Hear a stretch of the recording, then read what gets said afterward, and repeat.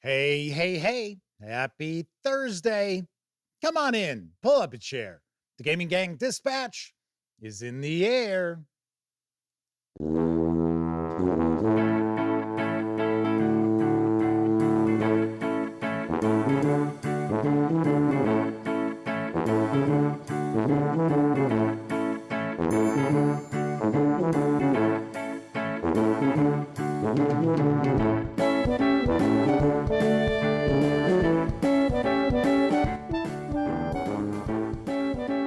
Howdy, gang, and welcome once again to the Duct Tape Studios. I'm Jeff McAleer, your host here at the Gaming Gang Dispatch. Welcome aboard. Tonight is Thursday, May 29th, 2025. This is live stream 1195. If you're not overly familiar with the show, let me point out super casual around here.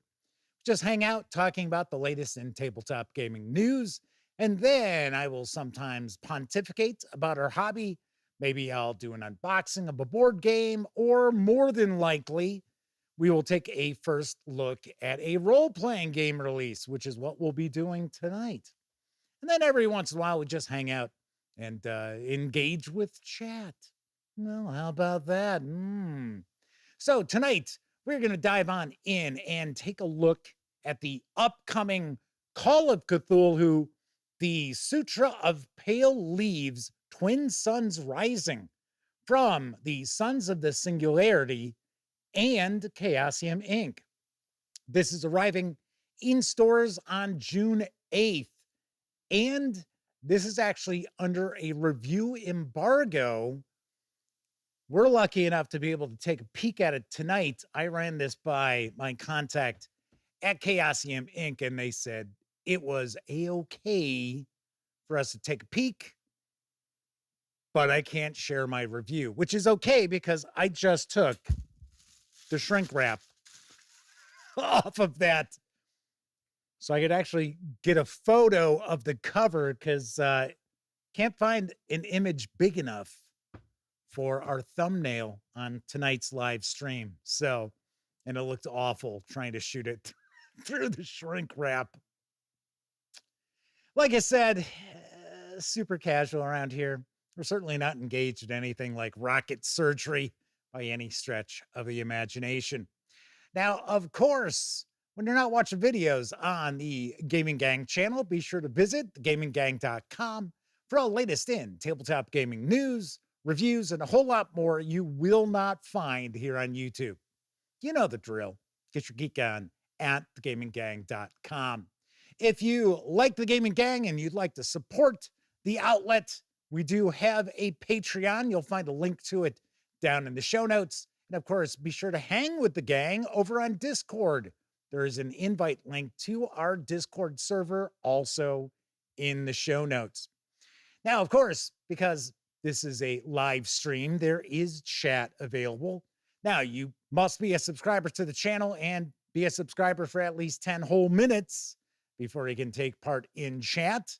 But if you check those boxes and you want to say howdy, maybe get a question, comment, by all means, chime in, and I will do my very best to respond. First out the gate tonight is Semper Buffo, as well as Sean O'Donnell, Freddie P, Pete Strakolich, Kevin R. Smith, and our good friend of the show, the Madman, is with us. Also happens to be one of our chat moderators. And J.S. Sheets is with us. I believe this might be a first-time visit in chat live for J.S. Sheets. So welcome aboard. Make yourself at home.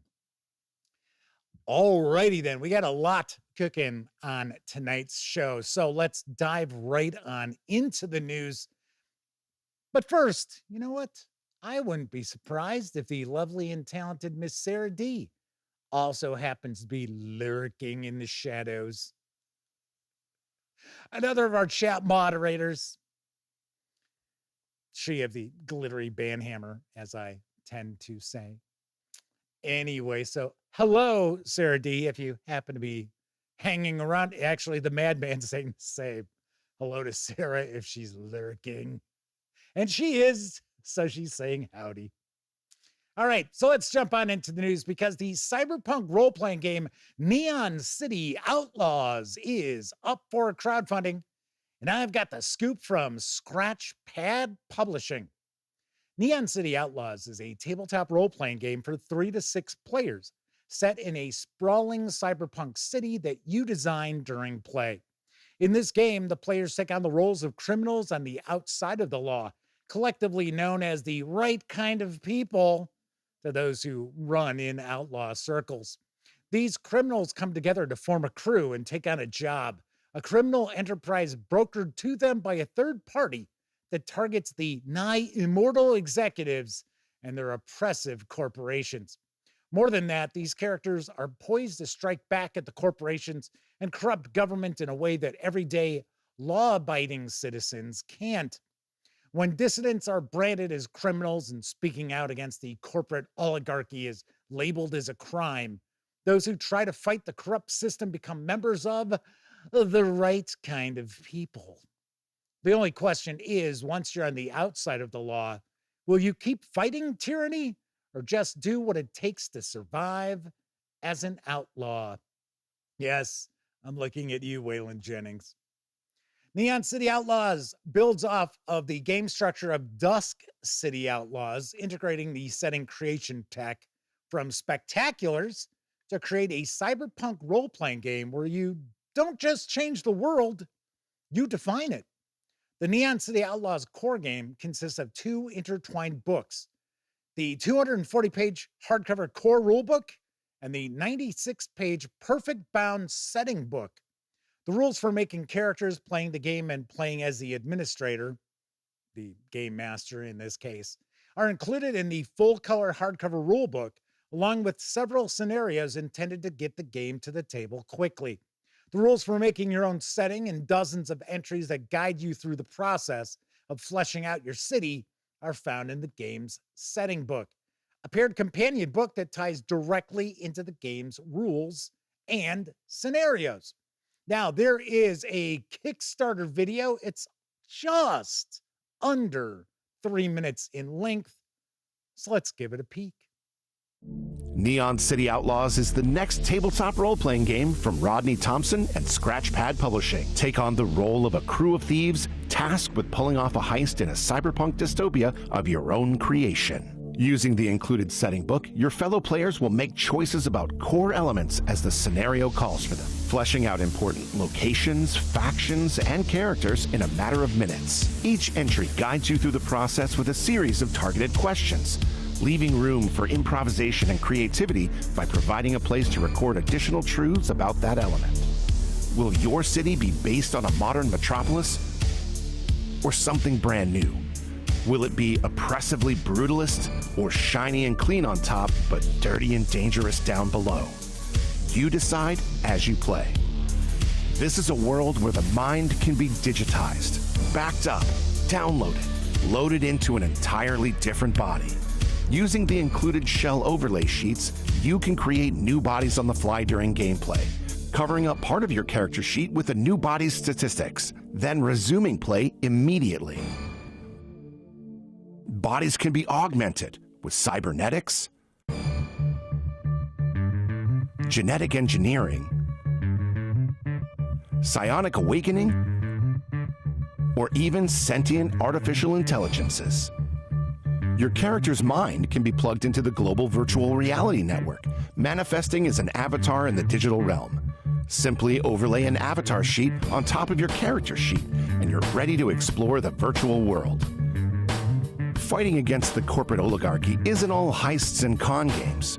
While the mega corporations ruin the environment and the lives of everyday citizens, outlaw factions join in the revolution, a phase of play that can transform the entire city, target specific districts for uprising, and create instability across the city through disruption, bribery, corruption, or violence. Neon City Outlaws uses the newest evolution of the 100 AC system, the same system used by Dusk City Outlaws and Spectaculars. The core game consists of 2 books, the hardcover rulebook and the softcover setting book, both available physically and in PDF.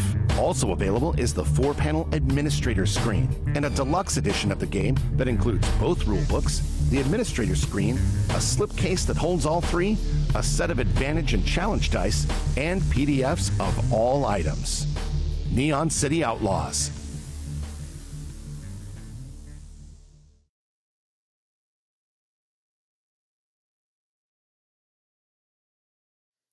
The Neon City Outlaws Kickstarter project is rapidly approaching its funding goal.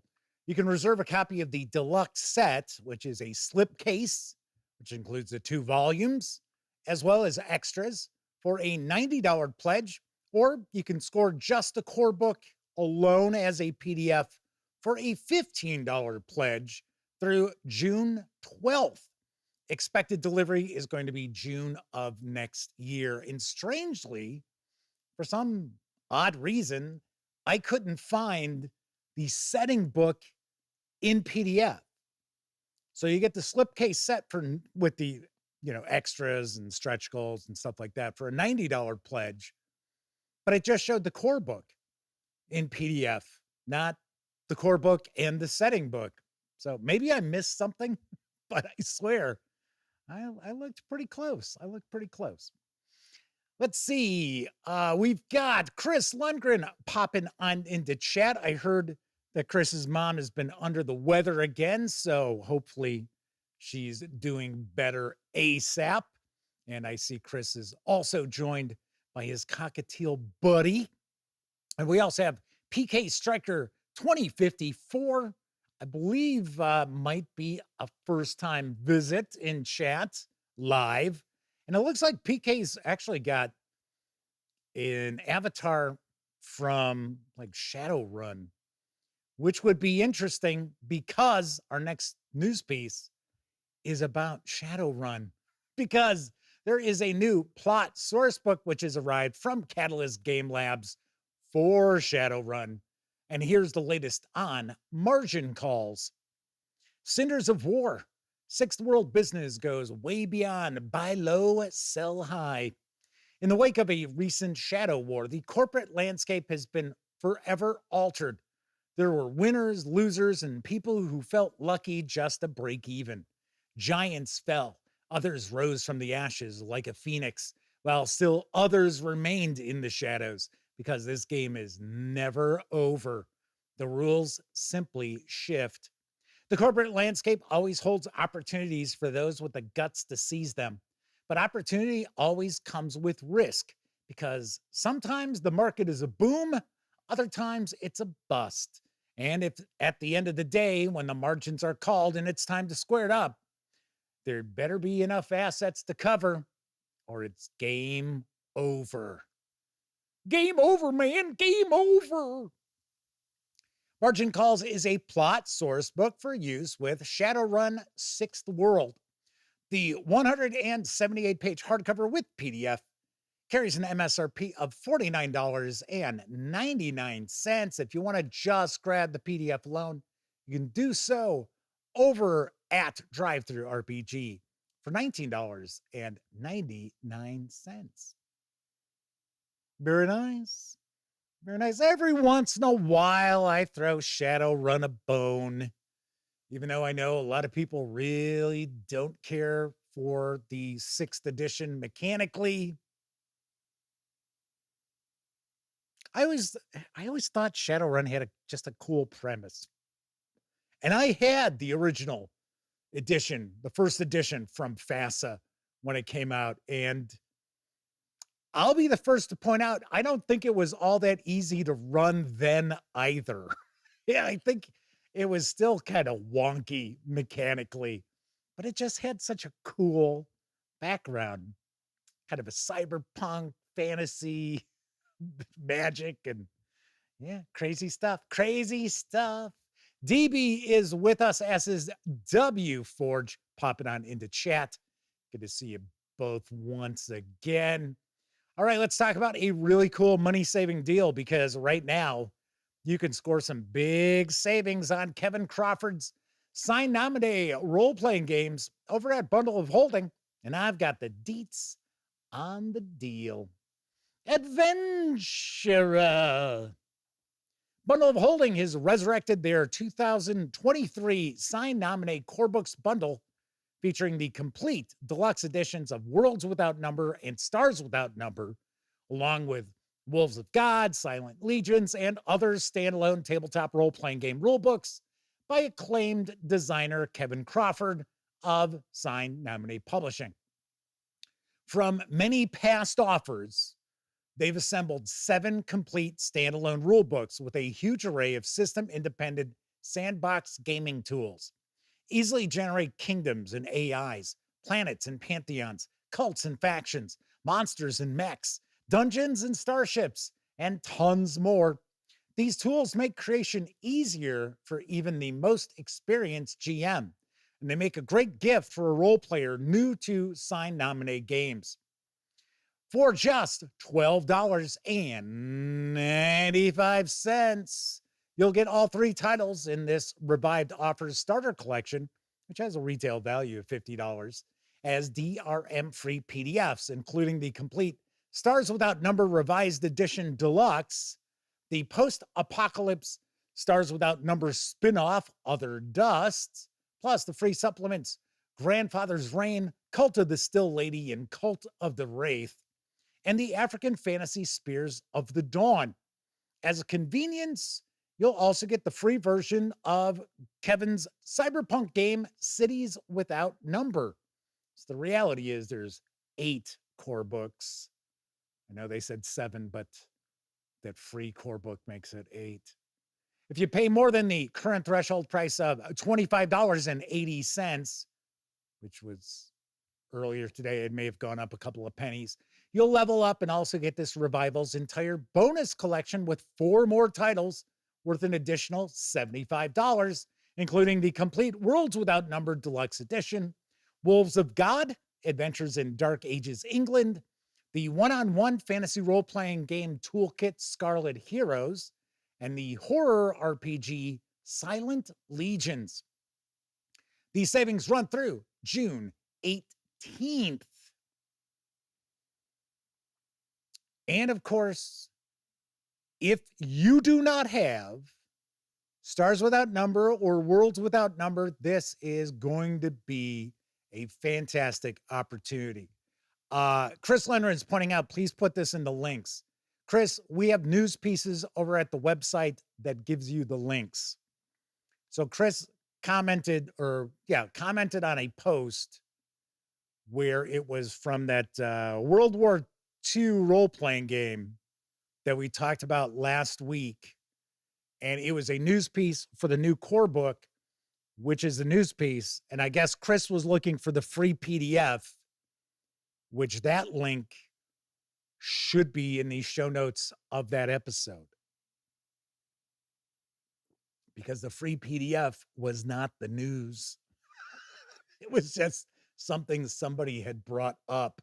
And in fact, I think somebody had also posted it on the video in the comments section. In fact, I think it was Tessie Trekkie who did that for some strange reason. That's kind of what I seem to recall. And of course, Tessie Trekkie just popped into chat. Good to see you once again. PK Striker 2054 says Stars Without Number is great if you want a traveler world, but aren't into the traveler setting. And Sean O'Donnell says, yes, all the links end up in the Discord too. Yep, that is true. I share the news in the Discord. So there you've got it. DB also points out this is a good deal if you don't already have these games. Kevin Crawford makes good stuff. Yes, very nice. Very nice. Like I said, this is a pretty rocking deal because for, $26 really. The 2 big releases are Worlds Without Number Deluxe Edition, Stars Without Number Deluxe Edition. You're still saving money because I think each of those in PDF are probably like $20. I don't know. So Chris Lundgren says they don't use Discord because it's not friendly for old grognards. I don't have a problem with it. I set it up. Then again, I also learned how to create websites from scratch too. So it's not something that I was very familiar with until I started doing this. All right, moving right along. Out in PDF for Shadow of the Weird Wizard is Doom Comes to Driftwood. And here's the skinny on the tail from Schwalb Entertainment. A Shadow of the Weird Wizard quest for expert characters. Under normal circumstances, Driftwood's people welcome shipwrecks. Cargo washing up on shore usually offers villagers a windfall, but things seem a little different this time. Driftwood has other things to worry about beyond sifting through the rubbish on the shore. See, God-bothering zealots have come to the village with the sole intent of turning everyone into faithful members of their flock. The priests distract the locals from an even greater danger. They have no idea that something horrifying has washed up to threaten them all. Luckily, some heroes happen upon the village. Can they step in and save the people from the doom that has come to their door? Doom Comes to Driftwood offers a challenging quest for expert characters in the Shadow of the Weird Wizards game. In it, the characters navigate the intrigues of the community, contend with a curse, and, if brave enough, confront the evil in the sea of fear. If the characters succeed, they can save the seaside village. Should they fail, they enable a vile threat to spread beyond the coast and engulf all the borderlands. This 9-page PDF is available right now over at DriveThruRPG for $1.99. I thought I would share something a little bit different. You know, weirdly, we were going to review Shadow of the Weird Wizard and Secrets of the Weird Wizard, but I don't know. Unless they aren't out in print yet, but yeah, I don't know. I don't know.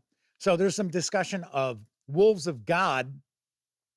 Well, I don't really know a whole heck of a lot about it. I did share news about it when it was originally coming out. And I can tell you that the artwork is, I'm trying to remember the artist's name. His first name's John. Oh, for crying out loud. He used to do art for Cubicle 7 games. That's why I know him. And he's actually done a few. In fact, he did the Beowulf role-playing game. God, can't believe I can't remember his last name. Oh, well. But yeah, it looked pretty good. I mean, it's supposed to be in oh, there we go. Thank you. Sean O'Donnell, John Hodgson. I had the H and I'm like, what? And I kept thinking Harrigan. And I'm like, no, it is not Harrigan. Harrigan. Oh, that's me. No, it is not. Anywho, so there you have it. A new adventure for Secrets, or I think it's considered Shadow of the Weird Wizard. And PK Striker 2054 says, great system setting. Takes Shadow of the Demon Lord, tones it down. Yes, that I knew. I knew it was more epic fantasy and a whole lot less grimdark. So, which I think a lot of people appreciated. Mark Hawkswell is with us tonight. Welcome aboard. All right, final news piece. Now available from Heltung Storytelling is an interesting looking narrative game. It is Whispers of the Woods. And here's the lowdown. This is Whispers of the Woods, a minimalistic role-playing game in which players will fill the shoes of 18th century villagers on a journey into mysterious dark woods. The game is focused on storytelling, making difficult decisions, and weaving a collaborative, intertwined narrative. Beautifully illustrated with art based on old linocuts and filled with tones of story hooks, tables, and plot points, it's a unique tool for creating memorable atmospheric stories. In 90 pages, you'll find 7 roles, like the hunter, artist, crone, or child. Character creation filled with random tables for secrets, sickness, abilities, and more. Collaborative rules for fighting and resolving issues. Solo and GM-less play rules. Tools for the gamekeeper to keep creating intriguing, deep stories based on legends and real natural phenomena. Hex map generator with dozens of encounters supported by random tables and plot hooks. This 90-page PDF is available right now over at DriveThruRPG for $15. Very cool. This looks interesting. I could picture, 18th century villagers setting off into some forest for some dark reason. It's like they're all superstitious and afraid, but they have to go into the forest. DB said they just pulled the trigger on that bundle of holding, and I am poison for their wallet. Well, if you were not watching last night, you may have missed. It is official. I am now the game pimp. Yep. Who was it who created that? Was it me who actually said it and then everybody jumped on board with it? Or did somebody mention it in chat and then I jumped on board with it? I think somebody said that in chat. So DB says, I was here for that. No new hat. No, it didn't arrive yet. I got my pantaloons ready, but no, I didn't get the hat. Chris Lundgren's asking, what is the system for that last one? It is self-contained. It is its own game. Kevin R. Smith says, yeah, it was somebody in chat. That's what I thought. Yes. Anyway, so yes, you're welcome, Chris. I could have at least worn the boa. Yeah, come on. No. That's 70s, 80 pimpage. 21st century game pimp here. Come on. DB says they own Stars Without Number and Worlds Without Number and Cities Without Number, but not the other stuff in the bundle. Yeah, so that was another 4 games. I gotta be honest, I'm kind of curious about that African adventure game. I wonder. DB says it's hard these days for a pimp in the city. Yep, that's right. Thankfully, I'm not in the city. I'm in the way far suburbs of the city. So that is the news for tonight. Of course, I had mentioned DriveThruRPG a few times. Don't forget, the Gaming Gang, thus the Dispatch, is affiliated with the One Bookshelf sites. So if you're going to go visit DriveThruRPG, Storyteller's Vault, Dungeon Masters Guild, Wargame Vault, what have you, any of those One Bookshelf sites, please stop by thegaminggang.com first. Click on one of our banners. That way, if you happen to make a purchase, I get 5% of that sale. And all those nickels, dimes, and quarters go a long way to keeping thegaminggang.com around. Also, if you like the video, if you dig the channel, if you find the Gaming Gang to be a valuable resource, hell, if you just like what we do have a Patreon, and you will find the link to that down in the show notes. We actually have 4 tiers of Patreon membership. And of course, I also want to mention the fine folks who are members at the $10 or higher level of support. And that is Testy Trekkie, Dan Webb, Tier 2 DM, GameCat, as well as Pete Strakulich. And special tips of the cap to our $25 level supporters, The Madman and Agile Monk. Thank you very much, everybody.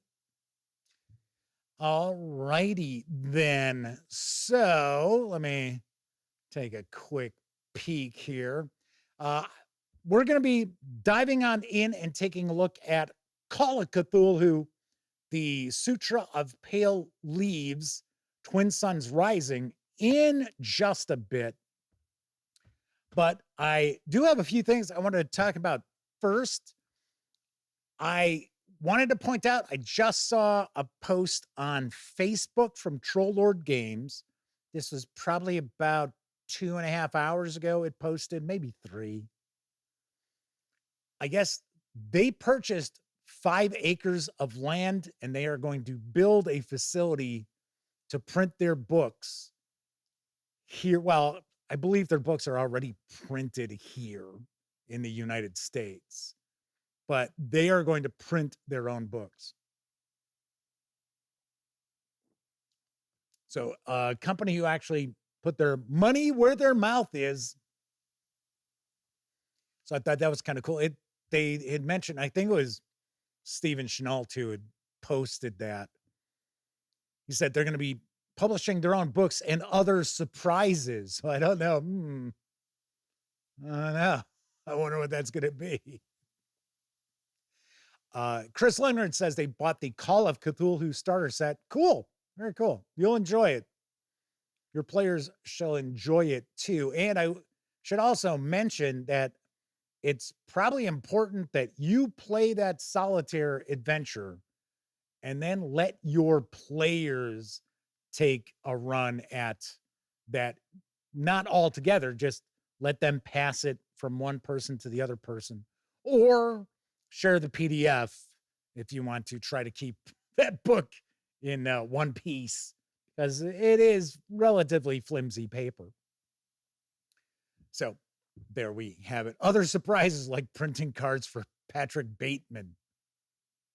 I don't know. I have no idea what they've got planned, but I thought that was pretty cool. Like I said, I already knew that they've indicated they have their books printed here in the US anyway, but I thought that was pretty nice. I thought that was pretty wild, but they've got to start, they'll have to print other people's books, not necessarily just game books, because there's no way that that facility would be able to stay open, right? I'm not even saying being profitable. I'm just saying be able to operate unless there's more stuff than just the Troll Lord Games. So just saying. So I thought that was kind of cool. I was like, nice, very nice.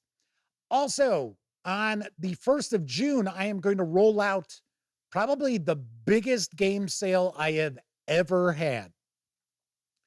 And if you are a member of the Discord, you will have a link to access that sale for about the first week. I am going to kind of keep it quiet. So that way, if you are a member of our Discord server, which costs nothing, keep in mind, you can sign up for this server. It's free. Now, we do have some channels there that are for our Patreon members, but still, the sale will get posted. It's just going to be the link. All the rest of it is going to be over on the gaminggang.com website. But I think it's probably going to be the biggest I've ever done, because somebody had mentioned in chat, I think it was last week, they were curious, what am I going to do with all my games when I shuffle off this mortal coil, which I'm not planning on doing anytime soon. I thought to myself, yeah, you know what? That will be a massive pain in the ass for people. And I'm like, you know what? Because for one, now I've got an SUV, so I have more room to bring stuff down to the auction for Gen Con, which I do every year. And I figured, well, I'll tell you what I'm going to do is I am going to put together a really big shoe, a really big sale, and try to move as much stuff as I possibly can, because it's not getting to the game table with my gang. So I got a lot of cool stuff, a lot of fun games, just, not doing anything. So I'm also considering doing a grab bag, like mystery box, and they'll be the smaller games, and do like $75, a minimum of $75 worth of smaller games for $25. And it'll be a surprise what you get, but it will contain at least $75. And it's because I've got a lot of small games that, yeah, I don't know. I mean, I think sometimes when I do the sales, people will see them, they're like, do I want to go through the trouble just to get that one $4 game? So anyway, Chris Leonard said a friend of theirs confirmed that yearbook companies were adjusting to print RPG books for smaller independent games. I had heard that, and I thought that may have been how the Troll Lord Games books were being printed now. But like I said, I'm not sure. So Sean O'Donnell says, looking at what other companies publish, Castles and Crusades products, maybe Frog God Games, Necromancer Games printed in the Troll Kingdom, possibly. Very possibly. So I'm also kind of curious because there's also like those modules or the soft covers that Troll Lord Games publishes. So they're, our typical, cardstock covers, things like that. I'm kind of curious, sort of curious about that. If those will also be produced there, because of course that's different tooling that has to go on. So we'll see what happens. So kind of cool. But anyway, keep your eyes peeled. June 1st, if you're on Discord, there's gonna be a lot of stuff. I actually have some very new Pathfinder 2nd edition books, adventure paths, stuff like that. So might want to take a peek at that. I'll give you an example. I will also have Gloomhaven, so mostly unpunched. And I also have like the Pathfinder 2nd edition NPC core. So like I said, lots of stuff, lots and lots of stuff. And those of you who have purchased games from me in the past or hanging out in chat, this stuff is in pristine condition. And if it's not, I tell you right up front, well, there's a ding here or whatever. So there you have it. Okay. So tonight we're going to take a look at the Sutra of Pale Leaves, Twin Suns Rising for Call of Cthulhu in just a few moments. But first, I think it's time for a brief intermission.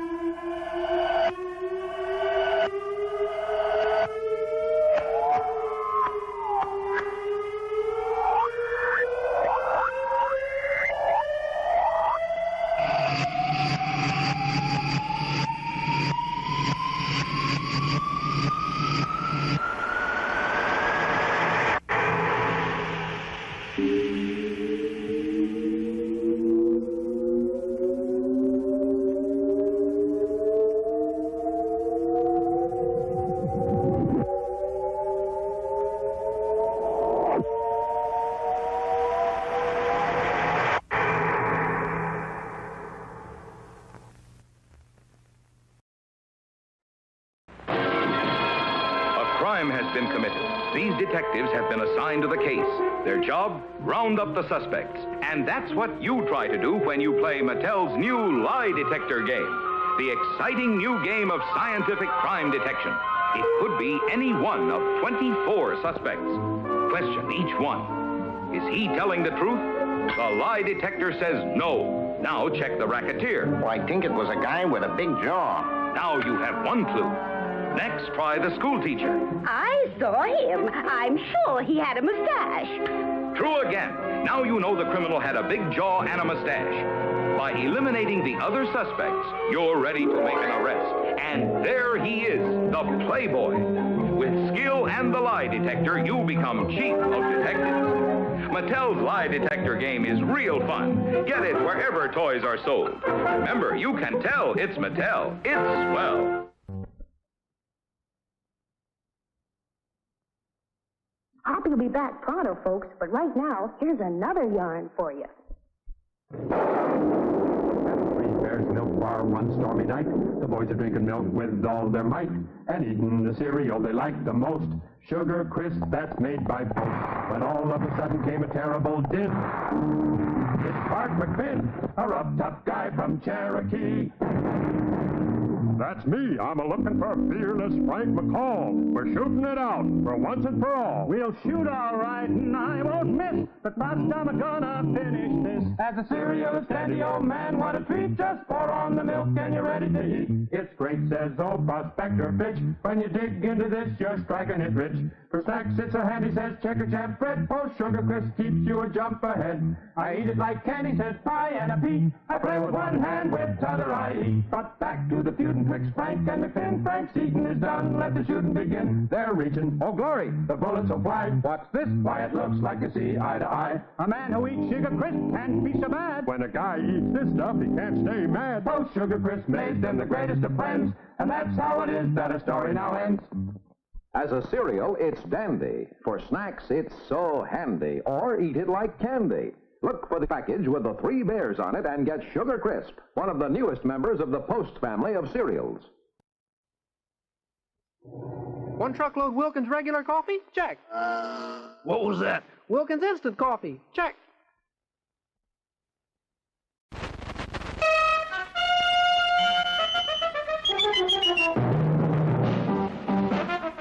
How much Jack do you think's in that strong box? I don't know. There's plenty of Cuban sugar, though. Here's what happened. The general beat his friend Castro to the Cuban treasury. The strongbox is now on this boat. So are a deported American gangster and his moll. And lurking in the depths is the creature from the haunted sea. You're a crazy mixed-up kid. I am perfectly adjusted to my life of crime. Don't worry, Mary Bell. I'll save you.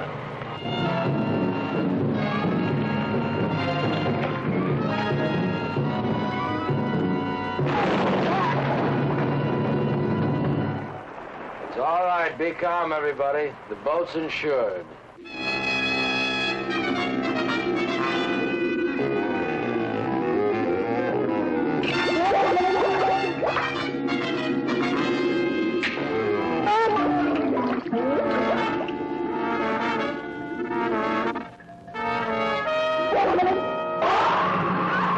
Beware.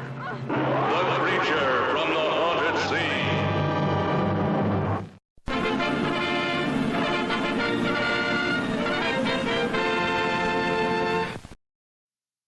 An irradiated Homer Simpson attacks. And was that captain actor there trying to channel Humphrey Bogart poorly?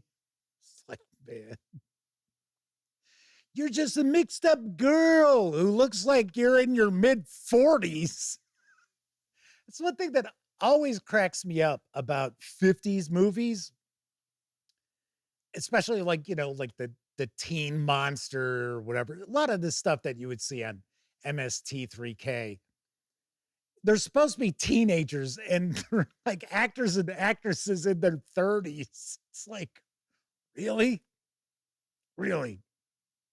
Oh, I guess DB enjoyed the irradiated Homer Simpson. Chris Lingard says, finally a movie with fantastic, highly detailed costumes. Yeah, I would say you could probably see the zipper running down the back of that. Probably. All right, so tonight we're going to dive on in and take a first look at Call of Cthulhu, the Sutra of Pale Leaves, Twin Suns Rising, from Sons of the Singularity and Chaosium Inc. This 196-page hardcover with PDF is going to carry an MSRP of $42.99 when it arrives in stores June 8th. Now, of course, you can pre-order it right now, and I do believe you will get the PDF after you place your order. Now, I have noticed, at least peeking at the Chaosium Inc. website, didn't see just a link for the PDF. So that I don't think is available just yet. I'm going to guess it's probably going to sell for $21.99. Probably pop up this weekend. Just taking a stab in the dark over on Drive-Thru RPG. All right, so let's swing on over to the other camera because here I've got the Sutra of Pale Leaves, Twin Suns Rising. Few things to mention before we jump on in. First of all, my friends over at Chaosium Inc. were kind enough to provide me with this review copy, but neither I nor anyone else affiliated with the gaming gang has received any other sort of compensation for me to share this coverage with you. It's important you know that. We're also not going to look at each and every page of the book. In fact, we will probably look at fewer pages overall than I normally do in a first look, simply because this is under a review embargo.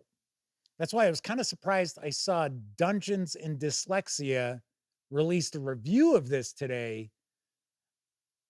I touched base with my contact at Chaosium yesterday because I shared the link to Age of Vikings, the first look we did yesterday. And I informed him, hey, we're going to do a first look at this. And he got back to me. He said, well, you know, it's embargoed until June 8th. And then I wrote him back and said, well, I thought that's a review embargo. We're just going to take a first look. And he said, oh, well, no, that's okay. I said, that's all right if you're doing that. But there's an embargo on the reviews. I don't know. I don't know what was going on there. In fact, I actually even left a comment for Dungeons and Dyslexia because companies get pissed if you violate their embargo. And I will also point out that it was not like really obvious that this had an embargo, because if I remember right, I think the email that mentioned it came like 2 months ago or something like that. So anyway, Timey-Wimey Limey is with us. Welcome aboard. I think it's a first-time visit in chat. I did notice that William Helhazias is with us once again. Welcome back. All right, so let's take a peek here. Also notice Sons of the Singularity. I believe those are the authors of this book, and it's being published by Chaosium Inc. You might recall I reviewed the journal, the Indochina, something along those lines, which was really nicely done. And it's Call of Cthulhu in Vietnam during the period when the French are in charge of things. But that was very cool. And then, of course, there's the Blessed and the Blasphemous, which I did a first look at, but I did not review as of yet. I do plan on getting a review of that out. So let's take a look at the back here, because we're dealing with the King in Yellow, unmasking the King in Yellow. Forgotten for centuries, the Sutra of Pale Leaves has resurfaced in 1980s Japan, a time of excess, conspicuous consumption, and enormous technological changes. A hypnotic text, this ancient tome inspires creative people, from poets to manga artists, online gamers to fashionistas. In the hands of those who revere it, the sutra is about to remake the world. The Sutra of Pale Leaves, Twin Suns Rising contains 3 scenarios that can be played as standalone scenarios or as a campaign, or combined with the companion volume. I had a feeling there was more than just this. The Sutra of Pale Leaves, Carcosa Manifest, to form an extended experience Reason why I figured there were going to be more releases is because this is the Sutra of Pale Leaves, Twin Suns Rising. So if it was going to be just self-contained, we wouldn't get the Twin Suns Rising, right? So there we go. All right. And it is for mature readers. Keep in mind, this is an adventure book. If you are a player and your keeper is picking this up, there are going to be some spoilers, even though I don't really know what's going on. We haven't cracked this open. I already showed you I took the shrink wrap off earlier. We're going to see some spoilers here. Plus, I want to kind of dive in and get a feel for what each of the adventures is about. So, one interesting aspect that some people don't realize as far as the mythos goes is the King in Yellow is not actually evil. I don't know if people knew that. All right, so let's take a peek at our credits page because there are a lot of folks who worked very hard to bring this to life. So let's give credit where credit is due. Okay. Here's our introduction. And I got to say, the font looks kind of small again tonight. Are my eyes just going? Because we had some pretty small font on Age of Vikings last night. This looks about the same. About the same. The Sutra of Pale Leaves takes place in Japan during the mid to late 1980s. The so-called bubble period. Oh, is that like because of bubble tea? No, I know it's not. An era marked by excesses, obsessions, and rapid changes. It is a modular campaign consisting of 3 scenarios in this volume, Twin Suns Rising, and optionally the 4 scenarios in the companion volume, Carcosa Manifest. Each scenario can be played as a one-shot or as part of an ongoing campaign, comprising scenarios from this book and optionally the companion volume. Each scenario has a different theme and focus, but all are tied to the same ever-present and constantly evolving threat and can be played in any order. Oh, okay. Interesting. He Who Must Not Be Named. This campaign is our reimagining and modernization of the Hastur mythos that emerged from The King in Yellow by Robert W. Chambers. You might recall Sammy reviewed the deluxe edition of The King in Yellow that Arc Dream Publishing released a few years ago. Specifically, it plays with the idea of the adversary as a meme that is viral information. Nice. Okay, so here's our campaign background. So it looks like we're going to get a little bit of information about Japan, post World War II Japan. Organized crime. Yes, Tokyo Vice. I actually listened to that audiobook years before they made the HBO series. Good audiobook. Although I've heard over the years that some of it's not as truthful as it's presented as. W. Ford says Cthulhu is big in Japan. The country, not the song. That's funny because that was the first thing that popped in my head as I was reading that. Tessie Trekkie is wondering if this was originally published in Japanese. I don't think so.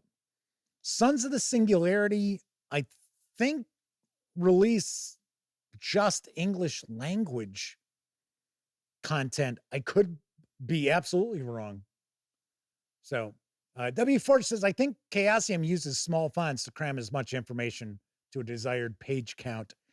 I honestly think the W. Forge is onto something there, because I do think that we are starting to see kind of a formula for page counts with Chaosium Inc. that we may not have seen in the past. Kind of like we see, Cubicle 7 Games. They try to squeeze their supplements into 128 pages almost all the time. Ooh, look, we got a bookmark, and it's yellow for the king in yellow. The Sutra. Words have power, according to the ancient indigenous beliefs that developed into the Shinto religion. Everything has a soul or divine spirit, even inanimate objects. By extension, so does language.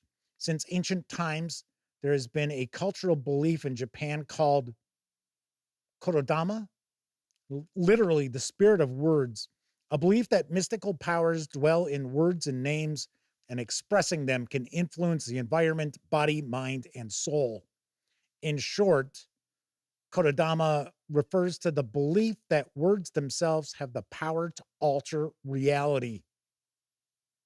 Imagine for a moment that this is true. And now imagine a mysterious cosmic entity has that power of words down to a science and wields it as a tool or perhaps as a weapon. Imagine this weapon aimed at Earth, wrapped in a promise of uniting and uplifting all of humankind and fulfilling all their greatest desires. One thing I have noticed with the Sons of Singularity releases is they have seriously got their finger on the pulse of Asian culture. Really, really nicely done. And I think the reason behind that is because many of the authors are actually natives of those regions. So Tessie Trekkie is also pointing out the Call of Cthulhu is the biggest selling role-playing game in Japan, bar none, has been since the early 2000s. JD Sewell of 3002 is with us in chat once again. TBS, was that Haster in the yellow suit? I know we're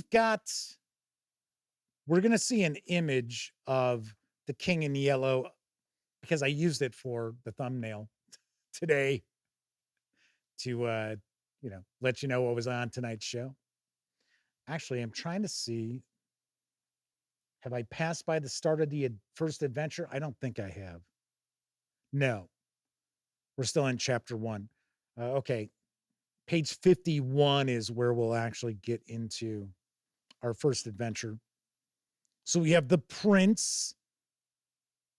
I guess that's our antagonist, the Prince of Pale Leaves. The Association of Pale Leaves.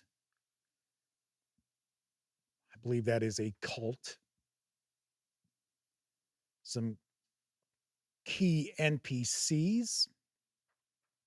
Tell you one thing that you tend to see with Sons of the Singularity is a lot of public domain photography. So I'm curious if we'll see much of that. So far, art looks pretty solid. Like it so far. So we're getting some of our major NPCs ahead of time, it looks like. Okay, so our first adventure is Dream Eater. Dream Eater. Oh no, that's Weaver. Yeah, sorry about that. On a cold Friday in February 1985, a tragedy struck Ikaruga. Yeah, okay. You're get used to it. Get ready to hear all the mispronunciations. A historic town in Nara Prefecture. While driving his car home from the market, a man in his 70s named, not even gonna go there. No, that wasn't his name. I'm just not gonna try to pronounce it. Who was crossing the street, ran over an elementary school student. Not gonna try that pronunciation. Who was crossing the street. Due to a moment of inattention and his old age, he confused the brake and gas pedals, and as a result, the girl lost her life. The accident made regional news. Politicians gave public statements vowing to do something about the increasingly common problem of accidents caused by elderly drivers, but none of them dared upset their voting base. In the end, nothing was done. So Taniguchi, who was the person driving, gave up his car and license and vowed to pray for the young life he had ended. Although this was a mundane tragedy and an increasingly common one in Japan, became one more link in a chain of events that eventually changes the world. Bow, bow, bow. Nice. All right. So that artwork's a little bland. So these are our major players, our major NPCs in this adventure.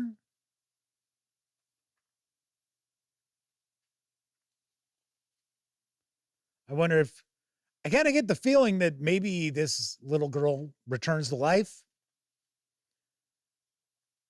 That is a possibility. So it looks like the player characters are actually going to meet with some monks. Well, probably because the driver is praying nightly for the young girl. Got a fortune teller. Oh, looks like we get some dreamlands, or maybe the Japanese equivalent of the dreamlands. Tessie Trekkie points out 3 brilliant Yellow King inspired products. King in Yellow role-playing game from Pelgrane Press. Impossible Landscapes from Arc Dream. Yes, I have reviewed that.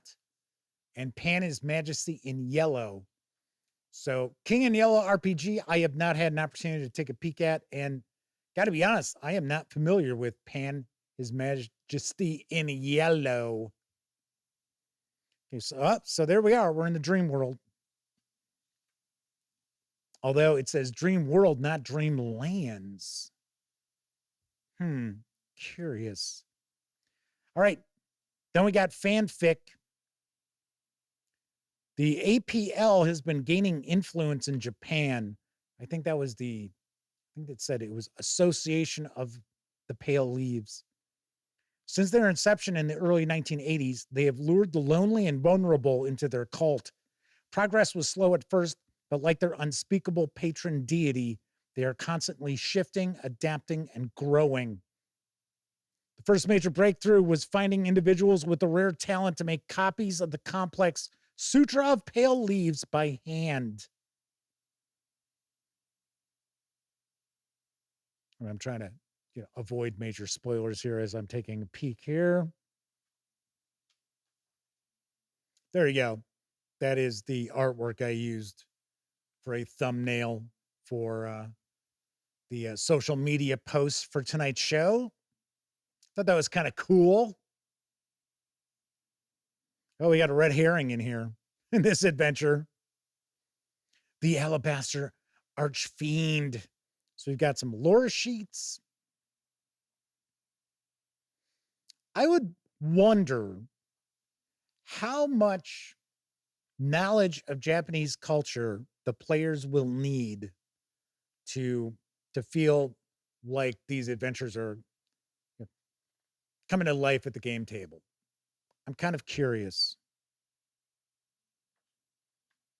So it looks as if the player characters, are they going to a convention? Yes, they're going to a manga market. Yeah, so they're at a convention. I thought it looked like, because it said speaking to random attendees, and the image that they had for this adventure, I thought, I wonder if this is like anime related or something. All right.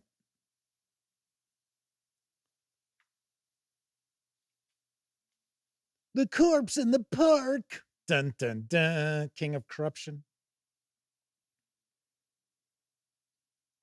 Oh, that looks kind of wild.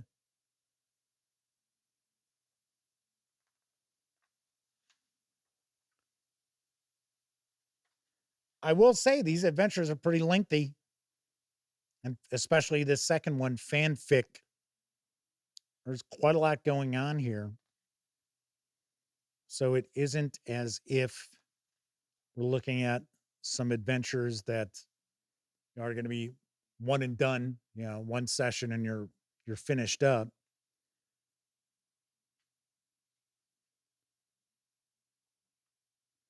The Pallid Masks of Tokyo. Tokyo police officers discover a bizarre corpse in a narrow alley hidden deep within Shinjuku's nightlife district. The face of the corpse lacks all features: no ears, nose, eyes, and no mouth. Strange tattoos cover the body of the inexplicably faceless cadaver. The investigators are drawn into probing, perhaps even infiltrating or breaking into a psychiatric facility to stop a rash of faceless gangsters across Tokyo. The scenario culminates with the investigators trapped in an otherworldly version of the Prince of Pale Leaves' Nightmare Palace, which is manifested in the Tokyo Metropolitan Psychiatric Hospital. Wow. It's looking pretty cool. Pretty interesting. So it looks like we've got a bit of a flow here to the adventure. My God, he doesn't have a face either. Dun, dun, dun. Why is he wearing glasses then? Wait a second. Did it say no eyes?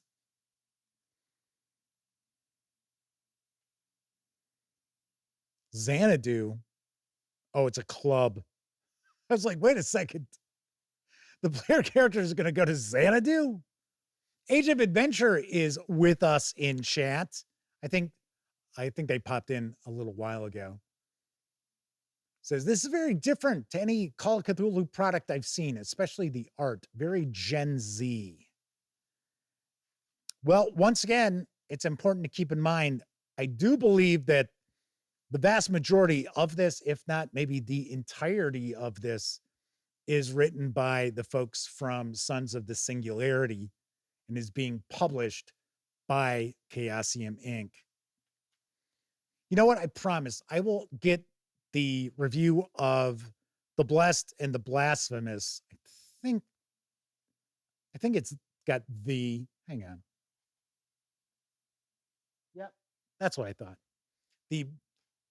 Or Blessed and the Blasphemous out in June, because June's going to be our big indie month, which, funny enough, just about every news piece I do and a lot of the reviews are for pretty indie publishers.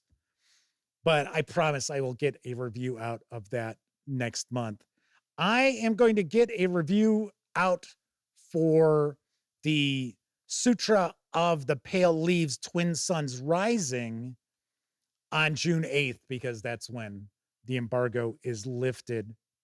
Although my contact said if I wanted, I could share a review this weekend because they were probably going to be selling some advanced copies of this. I'll stick to when the embargo lifts. So we've got some appendices, some information about continuing the campaign. I think it's giving us a little breakdown of the four adventures. It is the four adventures that are going to be in Sutra of Pale Leaves, Carcosa Manifest, and some biographies. We got our index. We've got some useful tables. There is a download package for handouts, maps, and pre-generated investigators. Here is the Carcosa Manifest. I don't know when this is supposed to be coming out. It's kind of funny because the reality is the pre-order for this book started yesterday. And the reason why I didn't share a news piece about it is because we were looking at Age of Vikings, which is already from Chaosium Inc. So I try not to do more than one thing for a publisher in an episode. But yeah, the The pre-order started yesterday, and it arrives in stores on June 8th. So as far as the second part to this, I don't know. I don't have the information of when that's coming out. And strangely enough, we've also started to see over on the Chaosium website, sometimes it's a little difficult to track stuff down, especially when it's something that's new. Too new. All right, so there's some discussion about Lamentation of the Flame Princess. Anyway, yeah. I don't know. So they're discussing some videos that the creator had shared. Yeah, I know. I reviewed Lamentation of the Flame Princess long time ago. Just the core book. I thought it was pretty well done. It was pretty well done retro clone. It's one of the earliest of the retro clones that were out there. Sean O'Donnell says the Chaosium webpage says the release is June 11th for this. Because maybe they've changed it because it was the 8th. But, well, okay. If it says June 11th, then I will definitely, well, I'll take a peek. I'll take a peek to see what it says on the website. And then I will change, because I know I put the release date in the show notes as the 8th. So I will change that to the 11th.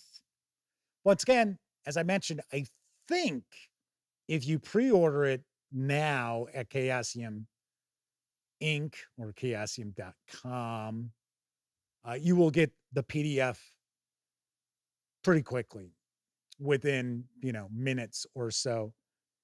So very nice. Very cool. So once again, this is Call of Cthulhu, the Sutra of Pale Leaves, Twin Suns Rising. And I will have a review of that very shortly. And of course, if you're kind of curious what's cooking next week, on the Tuesday show, we will take a look at Warhammer Fantasy Roleplay, Deft Steps and Light Fingers from Cubicle 7 Games. Nice. I do wish we would see more Wifrip adventures arriving, though. JD Sheet says, yes, the pre-order does get you the PDF now. So I was kind of surprised it's not on Drive-Thru RPG yet. So I took a guess. I wouldn't be shocked if we see it pop up this weekend. So, all righty. Chardon asks, is that Jason? As in, oh, okay, there we go. He's asking JS Sheets, is that Jason? So they must know each other, possibly. Anyway. All right. So that's it for tonight's show. If you were watching live, thank you very much. If you watched live and took part in chat, bigger thank you, because not only are you keeping me company, you're also keeping each other company as I'm sharing the news or paging through a book or unboxing a game or what have you. But of course, I know most people who watch this don't have an opportunity to watch live. So thank you very much to all of you for taking time out to watch any of the over 2,200 videos that are on the channel. I really do appreciate it quite a lot. All right, so if you like the video, please give it a quick thumbs up. Subscribe to the Gaming Gang channel if you haven't already. And if you do subscribe, don't forget, ring that bell.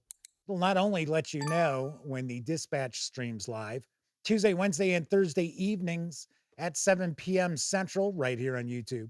I'll also let you know when I share other videos, such as tomorrow's review of Call of Cthulhu, Hudson and Brand, Inquiry, Agents of the Obscure. Remembered it this time. I said it enough times in the review video. I was like, for some reason, I stumbled over it on last night's show. So that will be up tomorrow morning if you are curious about my thoughts on that. Thank you very much for watching. Once again, I'm Jeff McAleer. And when you're not watching videos here on the Gaming Gang channel, be sure to visit gaminggang.com for all the latest in tabletop gaming news, reviews, and a whole lot more you will not find here on YouTube. You know the drill. Get your geek on at thegaminggang.com. If you'd like to support the Gaming Gang, we do have a Patreon. You'll find a link to it in the show notes. And of course, be sure to join our Discord server. There is an invite link also in the show notes. All right, everybody, enjoy the rest of your morning, afternoon, evening, whatever time of day it is in your neck of the woods. Have a great weekend and rest of the week. Hopefully I see you next week. And as always, I certainly hope every one of you gets to enjoy plenty of great gaming with your gang.